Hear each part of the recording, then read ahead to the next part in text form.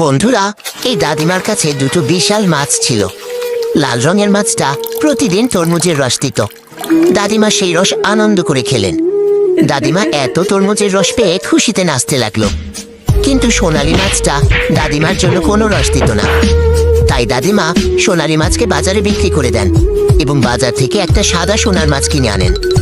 বাজার থেকে আনা মাছটা প্রতিদিন দাদিমার জন্য নারকেলের রস দিতে শুরু করে এবং দাদিমা সব রস উপভোগ করতে থাকেন।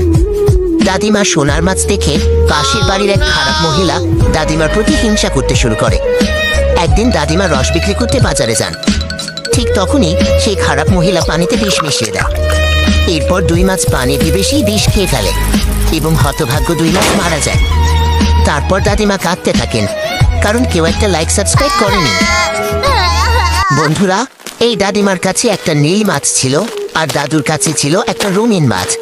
দাদিমার নীল মাছ প্রতিদিন অনেক ডায়মন্ড দিত আর দাদুর রঙিন মাছ প্রতিদিন সামান্য কিছু টাকা দিত। এটা দেখে দাদিমা খুব হাসাহাসি করত। তখন দাদু রেগে গিয়ে নিজের রঙিন মাছটা দাদিমার কাছে নিয়ে যায় এবং বেশি টাকার বিনিময়ে সেটি বিক্রি করে দেয়।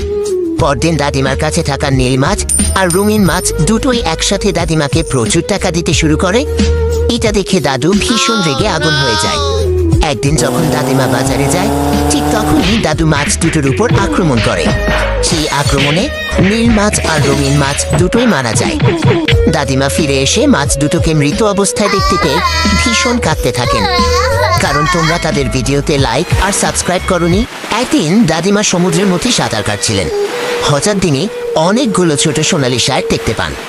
তিনি তাড়াতাড়ি একটা শার্কটিকে ধরে নিজের বাড়িতে নিয়ে আসেন। এরপর দাদিমা শার্কটিকে নিজের বাড়ির সুইমিং পুলে ছেড়ে দেন এবং পুলে প্রচুর খাবার দিয়ে দেন। ছোট শার্কটি সব কিছু খেয়ে ফেলে এবং ধীরে ধীরে অনেক বড় হয়ে যায়। গ্রামের সবাই জড়ো হয়ে বড় শার্কটিকে দেখতে আসে। তারপর লোকেরা শার্কটিকে ধরে ফেলে, চাকে তোলে এবং বিক্রি করার জন্য শহরে নিয়ে যায়। কিন্তু ঠিক তখনই গ্রামে হঠাৎ বন্যা আসে এবং লোকেরা ডুবে যেতে শুরু করে। এটা দেখে শার্কটি ট্রাক থেকে ঝাঁপ দেয়।